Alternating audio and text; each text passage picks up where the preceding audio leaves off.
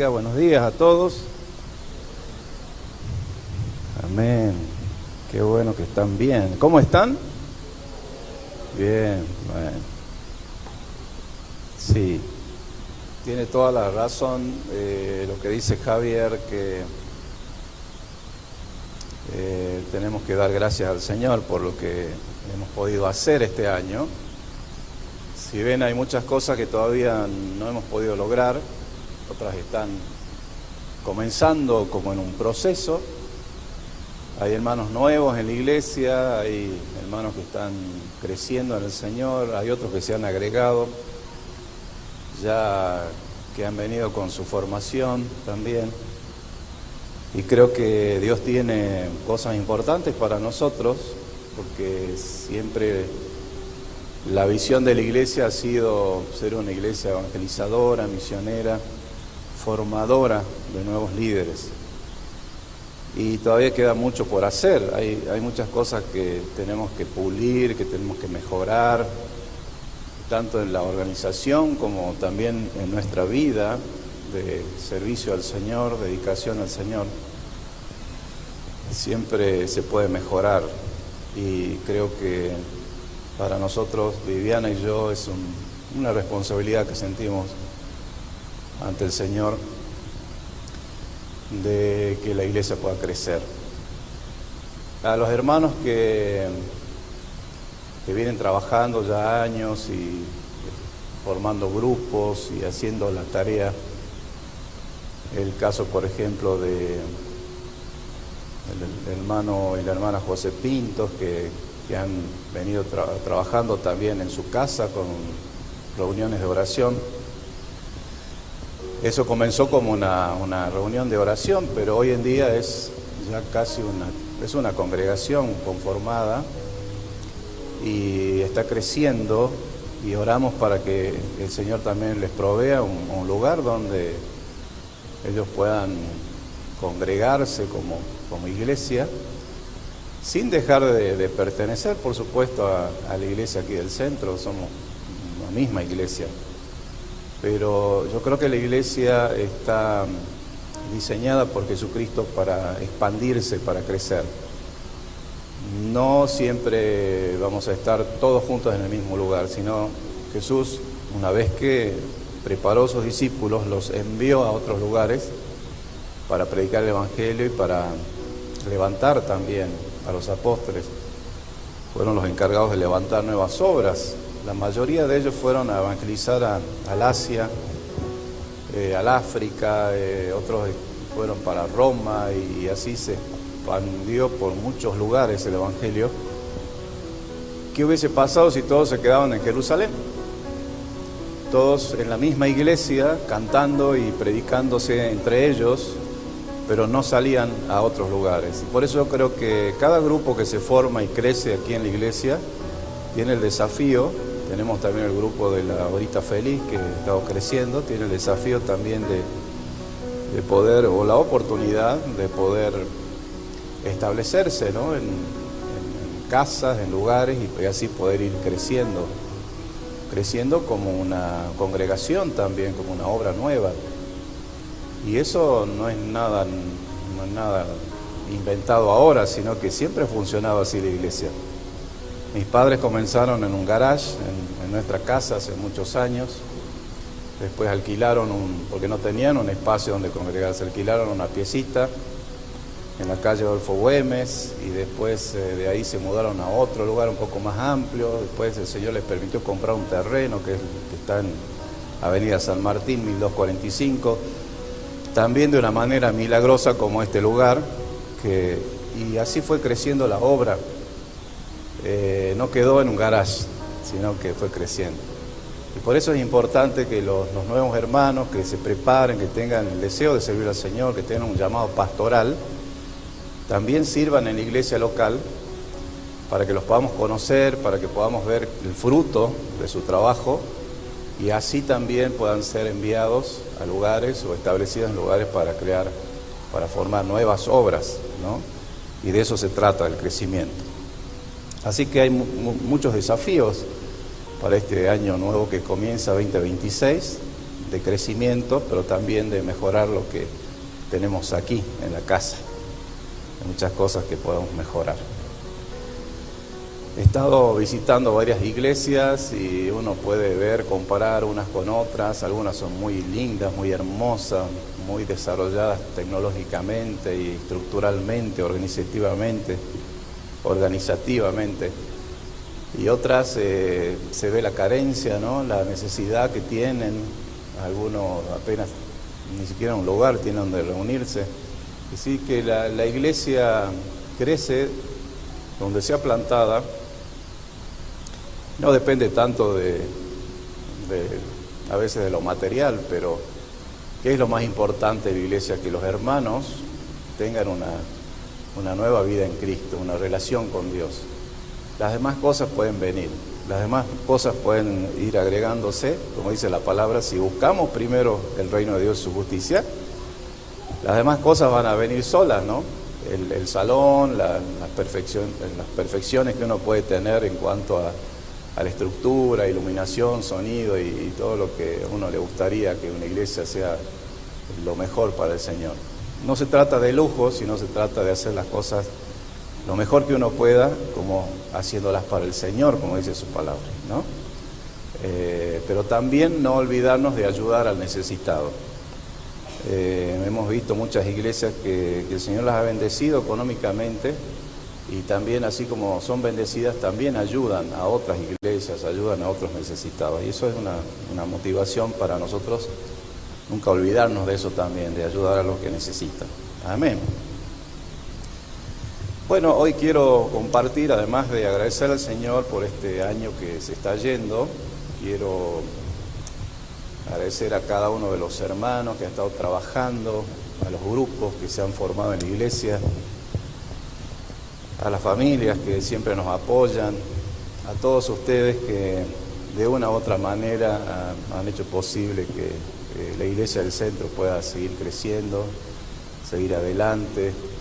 Aquellos también que han sabido disculpar los errores por ahí cometidos o las falencias y que con amor, con una mirada de amor, en vez de criticar, han dicho, bueno, ¿qué puedo hacer para ayudar?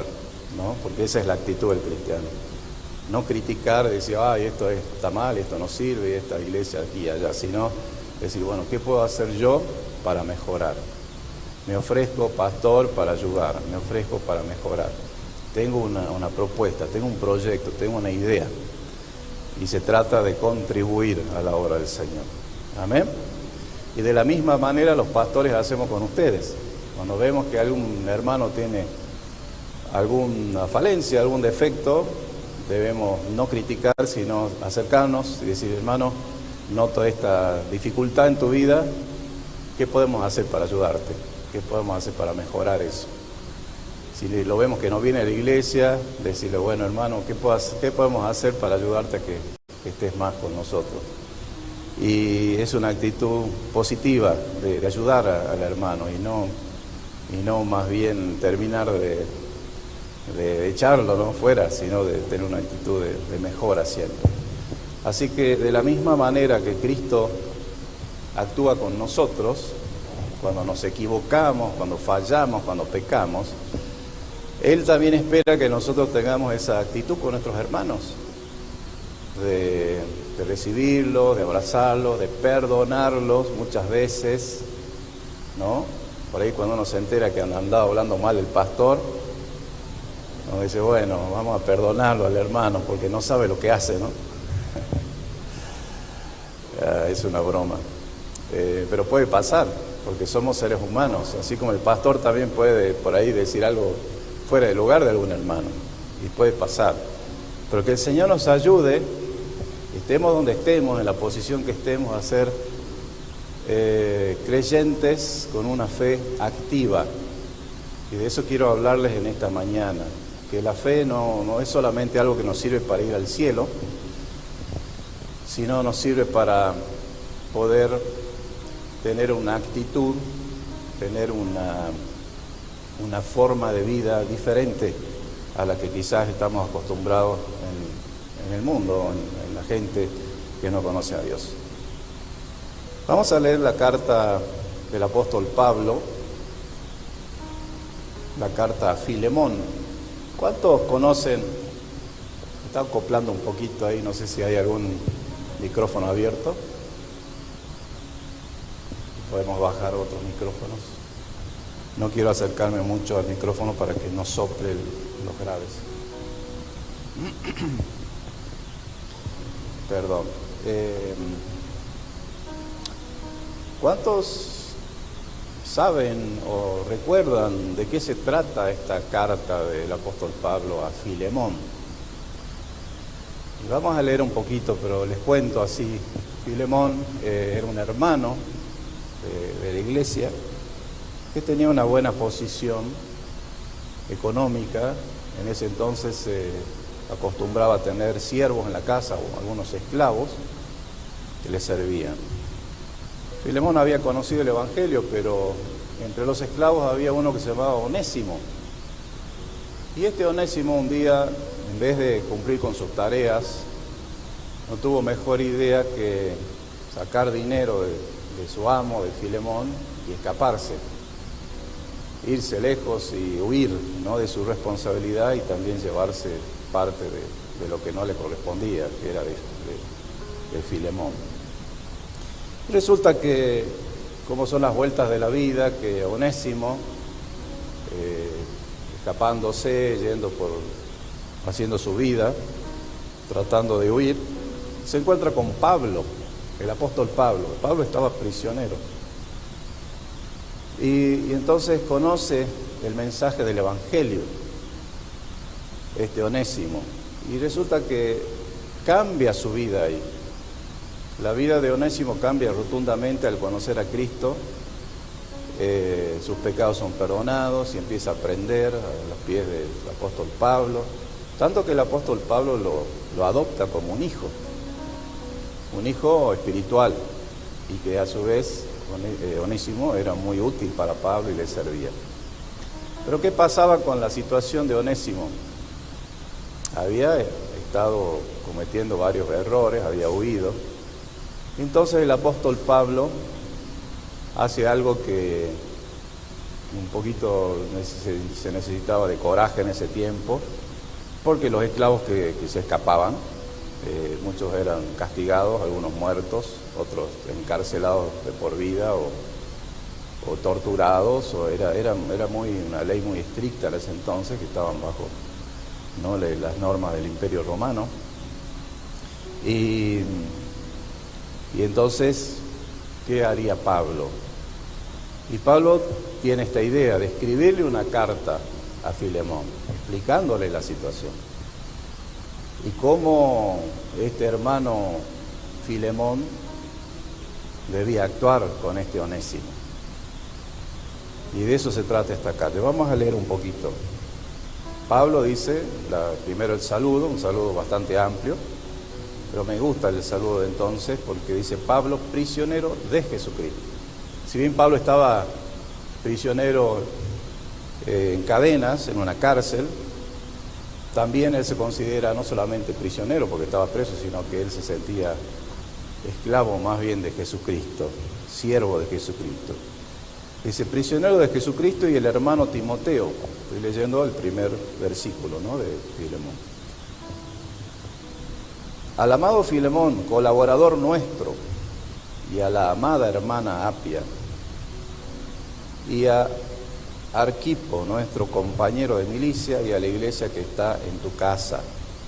Gracia y paz a vosotros, de Dios nuestro Padre y del Señor Jesucristo. Aquí empieza otro párrafo hablando acerca del amor y la fe de Filemón. Doy gracias a mi Dios, haciendo siempre memoria de ti en mis oraciones, porque oigo del amor y de la fe que tienes hacia el Señor Jesús y para con todos los santos, para que la participación de tu fe sea, ¿cómo dice?, eficaz. Ahí es un punto, hago una marcación de esta palabra eficaz, porque la fe no es algo abstracto que solamente nos sirve para ir al cielo, sino es algo práctico en nuestra vida, que la fe sea, dice, eficaz en el conocimiento de todo bien que está en vosotros por Cristo Jesús. Pues tenemos gran gozo y consolación en tu amor, le dice a Filemón, porque por ti, oh hermano, han sido confortados los corazones de los santos, es decir, de los hermanos. Ahora en este párrafo, el verso 8, Pablo intercede por Onésimo, este esclavo fugitivo y ladrón también, pero que había conocido a Cristo, había cambiado su vida. Dice, por lo cual, aunque tengo mucha libertad en Cristo para mandarte lo que conviene, más bien te ruego por amor, siendo como soy, Pablo, ya anciano, y ahora, además, prisionero de Jesucristo, te ruego por mi hijo Onésimo, a quien engendré en mis prisiones, el cual en otro tiempo te fue inútil, pero ahora a ti y a mí nos es, ¿cómo? Útil. Antes te fue inútil, remarquemos eso, pero ahora nos es útil, el cual vuelvo a enviarte. Tú pues recíbele como a mí mismo. ¿Cómo le tenía que recibir? A ese esclavo fugitivo y ladrón, recíbele como a mí mismo, dice el apóstol Pablo. Recíbele como a mí mismo. El 13. Yo quisiera retenerle conmigo a este Onésimo, para que en lugar tuyo me sirviese en mis prisiones por el Evangelio. Pero nada quise hacer sin tu consentimiento, para que tu favor no fuese por necesidad, o no fuese como de necesidad, sino voluntario. Porque quizás esto se apartó de ti, porque quizás para esto, este Onésimo se apartó de ti por algún tiempo,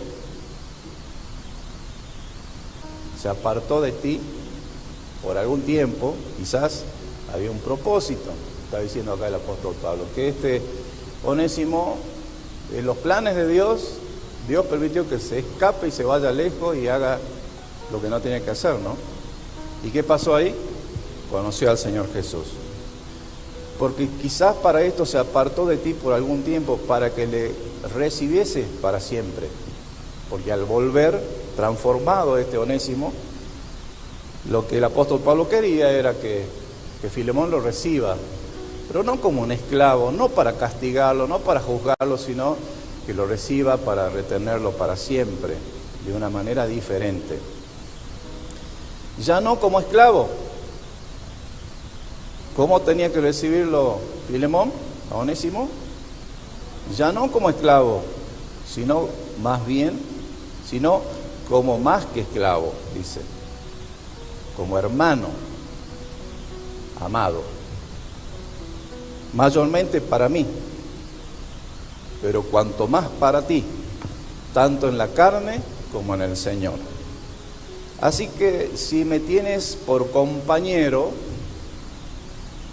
acá como que lo condiciona, si realmente me tienes por amado, por hermano, por compañero, recíbelo como a mí mismo. Yo le pagaré, dice, como a mí mismo, y si en algo te dañó, el verso 18, o te debe, ponlo a mi cuenta. Verso 19, yo Pablo lo escribo de mi propia mano, yo lo pagaré. Por no decirte que aún tú mismo te me debes también. Es decir, acá el apóstol Pablo también le dice, bueno, si en algo te sacó, te falló este Onésimo, ponlélo a mi cuenta. Pero también acordate que también tú me debes. ¿Qué será lo que Filemón le debía a San Pablo? No dice acá, pero posiblemente también el apóstol Pablo lo había ayudado, ¿no? A Filemón, también le había predicado el Evangelio, había conocido el Evangelio a través de él. Es decir, tenía quizás una deuda moral o también material, no dice acá, pero le recuerda el apóstol Pablo que también tú me debes. Sí, hermano, tenga yo algún provecho de ti en el Señor, confortas Sí, hermano, tenga yo algún provecho de ti en el Señor, conforta mi corazón en el Señor. Verso 21, y aquí ya cerramos la lectura. Dice, te he escrito confiando en tu obediencia, siendo que harás aún más de lo que te digo. Prepárame también alojamiento, porque espero que por vuestras oraciones os seré concedido. Estamos viendo una actitud franca de fe, pero una fe distinta a la que uno está acostumbrado a decir, bueno, yo tengo fe que el Señor me va a bendecir, que el Señor me va a sacar de esta situación, que el Señor... Tenemos fe cuando vemos a un hermano que el Señor lo ha redimido, le ha perdonado. Tenemos fe que esa persona ya no es la persona que conocíamos antes, que el Señor realmente le ha cambiado y que la obra de Dios va a permanecer en él y que va a dar frutos de arrepentimiento. A veces es difícil eso, de creer que Dios ha cambiado a alguien, porque dice, no, pero esta persona era así, tiene todas las cosas que uno recuerda, ¿no?, de su pasado. Y cuanto más nosotros también, muchos de nosotros quizás el Señor vaya a saber de dónde nos sacó. Y decimos, bueno, pero yo fui así, de esta manera, no fui bueno con mi familia, con mis hijos, en mi trabajo, fui una persona que hizo muchas cosas malas. Sin embargo, Dios me cambió. Sin embargo, la obra que Dios hizo en mí es real. Y tengo fe que así va a ser y así se va a mantener. Porque la fe también tiene que ver con eso, de creerle a Dios, de que la obra que el Señor hizo en nosotros va a permanecer y se va a completar. A veces nos cuesta creer eso porque dudamos, decir, ¿será que realmente el Señor lo cambió fulano? ¿Será que realmente el Señor me cambió o sigo siendo el mismo de antes? Y creo que esto nos enseña tanto a tener fe en aquel que quizás nos debe, quizás nos ofendió, quizás de alguna manera nos falló y nosotros tenemos esa desconfianza quizás en la persona, pero tener fe en que el Señor puede transformar y puede completar su obra en la persona, como desde la postura de alguien que fue agredido, que le robaron, pero también fe en que yo puedo cambiar. Quizás acá en la congregación hay personas que se sienten como Onésimo, que le fallaron a alguien, que no hicieron las cosas como debían, pero están viendo un cambio en su vida y está en ese que a usted le falló o que a usted le falló a esa persona, tener la fe suficiente para creer que usted va a cambiar. Pero también el que se siente deudor también debe tener la fe de que ese que fue al que usted le agredió, al que usted le debe, también Dios puede hacer una obra en él, así como hizo en Filemón. Porque Filemón podría haber reaccionado de una manera, imagínese a alguien que a usted le hizo mucho daño, que le robó, que le estafó, que hizo cosas que a usted realmente lo perjudicaron, ¿no?, en su empresa, en su trabajo, en su familia. Y piense ahora qué pasaría si esa persona conoce a Cristo y el Señor lo transforma, lo cambia, a él, a su familia y todo. ¿Cuál sería su actitud hacia esa persona? Pensemos, ¿no? Ahora nos ponemos del otro lado, del lado de Onésimo. ¿Qué pasa si usted es la persona que le falló a alguien, que lo defraudó a alguien, que le robó, que hizo un montón de cosas? Usted tiene fe para creer que esa persona que usted le falló, Dios también la puede cambiar, Dios también le puede dar un corazón de amor para perdonar. Porque puede ser que en esta sala haya de ambos, los que fueron agredidos, ¿no?, el amo, Filemón, o los agresores, Onésimo. Pero ¿cuál es nuestra actitud cuando Dios entra en nuestra vida y nos cambia? Porque de eso se trata la fe. No solamente, repito vez tras vez esto, no solamente la fe para ir al cielo, sino la fe para cambiarnos, cambiar nuestro corazón.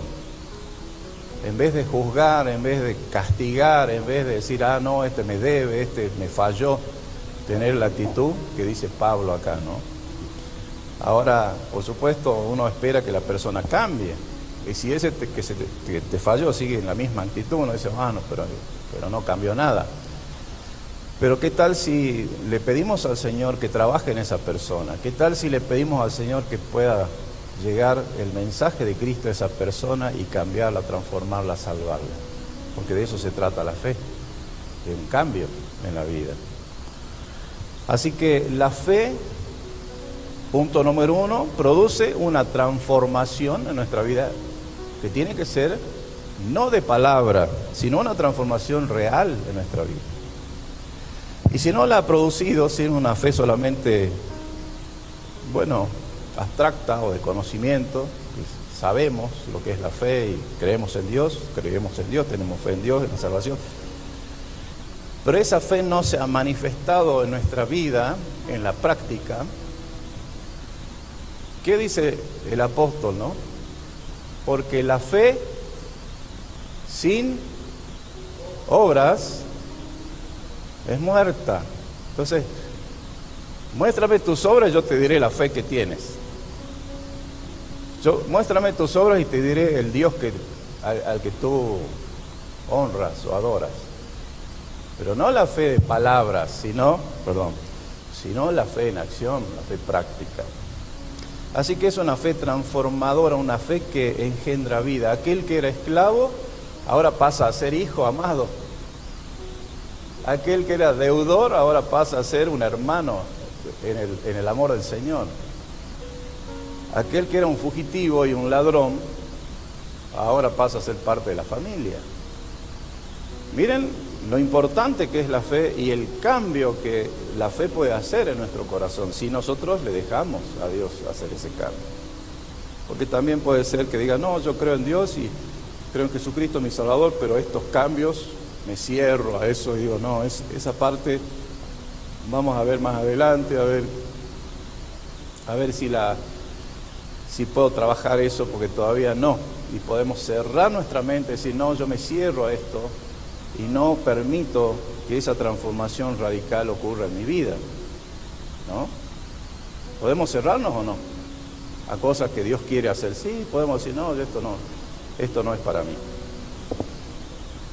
Claro que todos nosotros queremos ver frutos. Yo me imagino que Filemón, al recibir esta carta, habrá pensado, pero yo quiero ver si realmente Onésimo cambió. Yo quiero ver si realmente es como dice Pablo. Quiero ver los frutos de él, quiero conocerlo, lógicamente. Pero el tema está en poder abrirse a esto. Es decir, bueno, yo puedo ver los frutos y puedo, al ver los frutos, cambiar mi forma de pensar. Y ojalá que este milagro de transformación pueda suceder tanto en el que debe, tanto en el desertor, tanto en el ladrón y el fugitivo y el esclavo, como en los que nos sentimos quizás que alguien nos debe, ¿no? Tener esa actitud de poder perdonar, de poder orar por el que te hizo daño, de poder decir, Señor, esta persona me hizo mucho daño, pero te pido por él, te pido por su familia, te pido por su salvación, por su alma, que no se pierda, que tenga la oportunidad de aceptar a Cristo Jesús y cambiar su vida.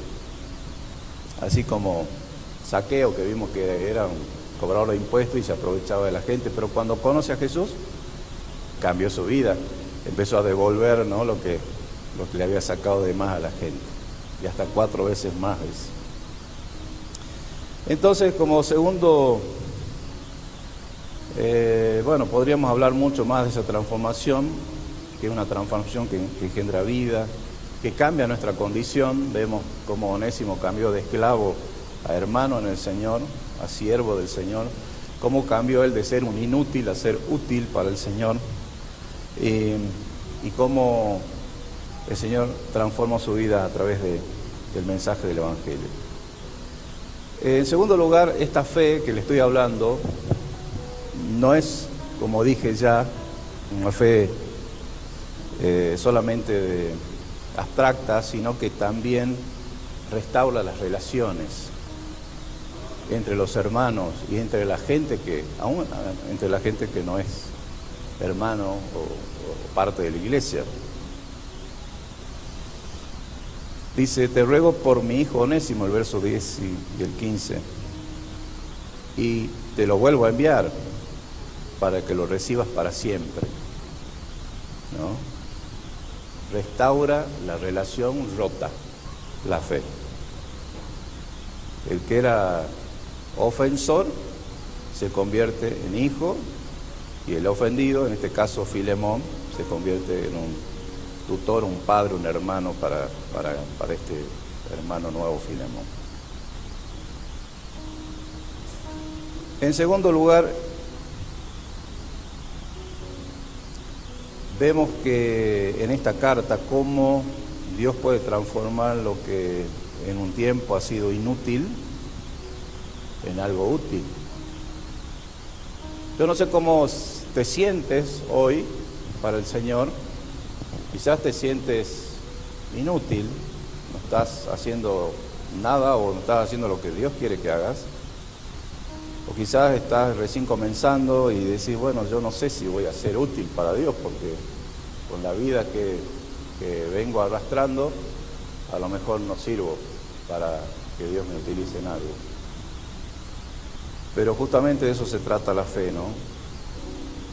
De lo que dice acá el apóstol Pablo, el cual en otro tiempo te fue inútil, pero ahora a ti y a mí nos es útil.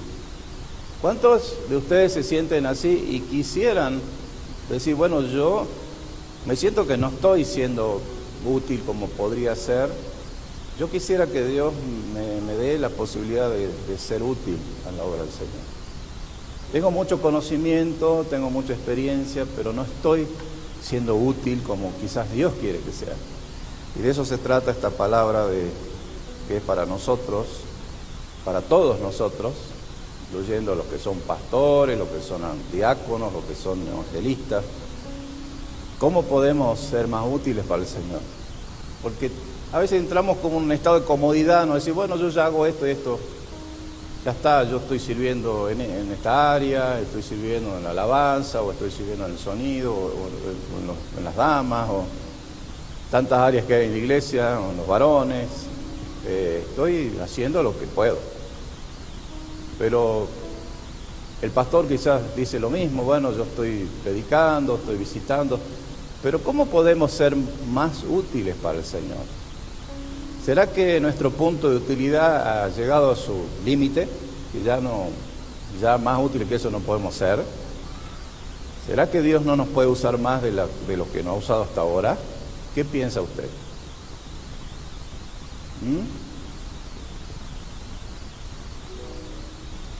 Nadie dice nada. Yo pienso que Dios puede usarnos más, ¿o no? ¿Usted qué piensa? Dios puede usarnos más de lo que hasta ahora nos ha usado. Y no debemos conformarnos con esa actitud, no, yo ya estoy siendo útil. No, Dios puede hacer que seamos aún más útiles. La pregunta es, ¿cómo podemos ayudar más? ¿Cómo podemos servir más? ¿Existe la posibilidad de poder ser de más ayuda? ¿No? Lo que queremos es saber cómo podemos ayudar más.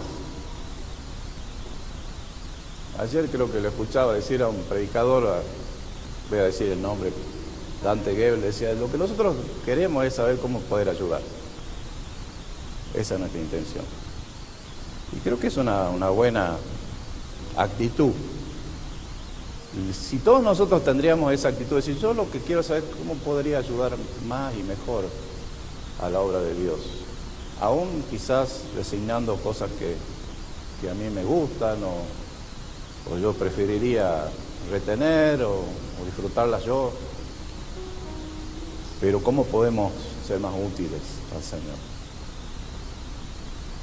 Así que debemos ser realistas y mostrar nuestra fe en acción. En tercer lugar, vemos aquí una especie de analogía o de comparación de lo que Cristo hizo por nosotros cuando nos da la salvación, cuando Él va a la cruz y paga nuestra deuda. Porque nosotros éramos también así esclavos de nuestras propias maldades, de nuestros pecados, éramos fugitivos de Dios, escapando así desde allá, desde el Adán y de Eva en el huerto. Ya ellos cuando pecaron se escaparon, se escondieron de Dios, no querían que Dios los vea, tenían vergüenza de lo que habían hecho.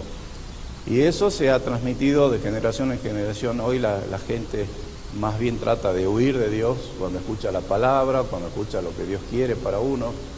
Y somos como fugitivos, o éramos fugitivos, éramos esclavos. Pero como a través de Cristo, en este caso fue Pablo el que dice, si algo te debe, yo pagaré. Y es lo que Cristo hizo con nosotros. Todas nuestras deudas que teníamos por nuestros pecados, nuestras maldades, no solamente nuestras, sino de nuestros ancestros que venimos acumulando, eso es lo que Jesús hizo por nosotros. Él pagó la deuda que nosotros teníamos con Dios para que Dios nos acepte como hijos. Y es lo que vemos aquí en esta carta cortita, que es una de las cartas más cortas de Pablo. Cómo Pablo se pone en esa brecha y dice, bueno, Filemón, Onésimo ya no es lo que era antes, ahora es un hijo amado. Yo mismo lo engendré, yo le di una identidad nueva a través del mensaje del Evangelio. Y si algo te debe, no te preocupes, yo lo voy a cancelar, hasta el último peso. Y es lo que Jesús hizo por nosotros. Él pagó el precio, el sacrificio, Él pagó la deuda. Es la sustitución, ¿no? Que Dios se entregó, Él se hizo maldito en la cruz. Todo aquel que es colgado en un madero sea maldito, decía la Escritura. Él cargó la maldición nuestra, siendo santo, sin mancha, el Cordero, el Hijo de Dios, que no tenía ningún pecado, ninguna mancha. Él cargó nuestras transgresiones, nuestros pecados, todos los edictos y todas las cosas en contra nuestra, dice que las clavó en la cruz. Y así pagó el precio por nuestra culpa. Entonces, vemos en esta carta esa analogía, como nosotros también podemos hacer eso cuando perdonamos, cuando intercedemos por alguien que nos debe, por alguien que nos falló, que nos produjo un dolor muy grande. Intercedemos a Dios y le decimos, Señor, perdónalo a este o a esta persona. Perdónalo, Señor, porque me hizo esto y esto otro, pero yo lo perdono, suelto perdón sobre él. Te pido que lo salves a él también, así como me salvaste a mí. Qué lindo sería tener esa actitud. ¿Por qué? Porque eso nos libra de cargo y culpa, porque nosotros también debemos, y al nosotros ser jueces de aquel que nos debe, también pecamos. Porque Dios dice, ¿cómo? Si yo te perdoné a vos o a ti tus deudas, ¿cómo es que no sos capaz de perdonar al que te debe? Al que te ofendió, al que te hizo daño, al que arruinó tu empresa, tu familia. Si yo te perdoné tantas cosas, ¿por qué tú no puedes hacer lo mismo? Y eso es lo que Jesús nos enseñó, que perdonemos a los que nos ofenden, porque si no lo hacemos, nuestro Padre que está en los cielos tampoco perdonará nuestras ofensas. Se trata de justicia, pero se trata de misericordia. Se trata de justicia, pero también se trata del amor, de la intervención del amor, del sacrificio que produce justicia a través de la misericordia. La misericordia es algo que nosotros no merecemos. La gracia es algo que no merecemos, pero por amor, que Dios nos amó tanto y por su misericordia fueron perdonados nuestros pecados en la cruz. Hagamos lo mismo nosotros. Seamos capaces, tenemos toda la capacidad, Dios nos dio esa capacidad de poder perdonar. Pero debemos entender el perdón de esa manera. Que perdonamos no porque nosotros somos buenos y mejores que el otro que nos ofendió, sino porque nosotros también hemos ofendido a Dios, también le hemos fallado a Dios, nosotros también merecíamos la muerte. Sin embargo, Cristo nos perdonó por amor. Nosotros hagamos lo mismo. Así que, en cuarto lugar, esta fe nos habla de pertenecer, de tener una identidad como familia, de pertenecer a la vida de Dios, de recibir a aquel que nos ofendió, que nos falló como un hermano, ¿no? No como un extraño, un agresor, un fugitivo, un esclavo, ladrón o lo que sea, sino tener la capacidad de amor para recibir a aquel como un hermano. Así como el padre lo recibe a su hijo que le había despilfarrado todo el esfuerzo de su trabajo, de su herencia, que le había dado al hijo y podría haberle dicho, no, vos desperdiciaste todo el esfuerzo de mi trabajo, vos no merecés ser mi hijo, vos no tenés lugar en mi casa, ya no sos más mi hijo. Sin embargo, el padre le dice al hijo pródigo, en la parábola del hijo pródigo, Jesús mencionó, que lo esperó, dice, al verlo a lo lejos salió a su encuentro y corrió y lo abrazó. Lo abrazó, lloraron juntos, ¿no? Y que me gusta el reconocimiento del hijo también, que dice, Padre, yo no soy digno de ser llamado tu hijo. Esa debe ser nuestra actitud ante Dios. Aunque sea, recíbeme como uno de tus jornaleros. Y dice que hizo el padre, lo abrazó, dijo, bueno, llévenlo, báñenlo, pónganle una túnica nueva, un anillo de oro en su mano y hagan una gran fiesta, porque aquel hijo que estaba muerto, ¿qué pasa? Ahora vive, ¿no? Amén. Así que esa es nuestra identidad. Y nosotros debemos tener esa identidad y también esa actitud. Yo quiero llamarnos a la acción en esta mañana de que si Dios nos recibió como hijos, siendo nosotros esclavos, nosotros también podamos recibir a nuestros ofensores, a los que nos deben, con la misma gracia que Dios nos recibe a nosotros. ¿Cómo te sientes hoy? ¿Como Onésimo o como Filemón? A veces nos sentimos como ambos, ¿no? Como el que ha sido ofendido, pero el que también ofende. Y entonces recordemos que somos deudores, que tenemos una deuda con Dios, porque Él nos ha dado tanto, nos ha perdonado, ha saldado en la cruz esa deuda que nosotros teníamos.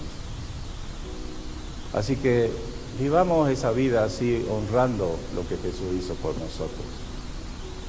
Una vida que haga honor a nuestro nombre de cristianos, siendo útiles y siendo perdonadores y abrazando a aquellos que antes eran enemigos, deudores, porque nos han robado, nos han fallado, abrazándolos, aunque sea en nuestra mente y en nuestro corazón.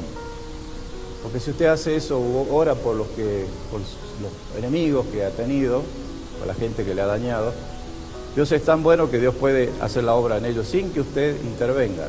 Dios tiene sus caminos. Y un día, a lo mejor lo encuentra a esa persona en alguna iglesia, en alguna campaña o en la calle, y lo encuentra y lo saluda bien.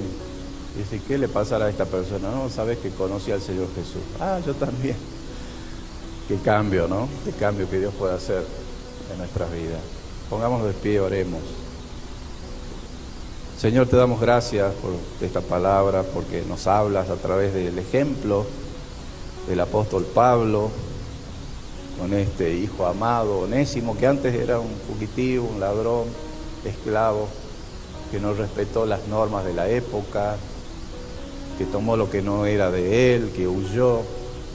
Sin embargo, le saliste al encuentro, lo cambiaste, lo transformaste de algo inútil en algo útil, de un esclavo en alguien que pasó a ser parte de la familia de Dios, un hijo amado, un hermano en el Señor. Señor, que esa realidad se pueda materializar, o este ejemplo se pueda materializar en nuestra vida, en la vida práctica, primeramente en nuestra mente, en nuestro corazón, para que haya apertura, para que haya perdón, para que aunque no sepamos ni dónde está esa persona, que nos debe o que nos ofendió, que nos falló.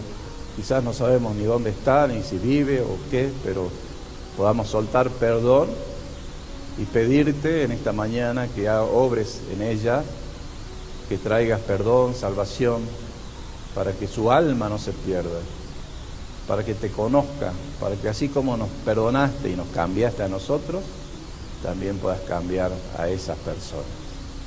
Ayúdanos, Señor, y danos la fe viva, la fe eficaz, la fe práctica, que podamos vivir en esa fe y en ese amor. En el nombre de Jesús. Amén. Dios lo bendiga. Amén.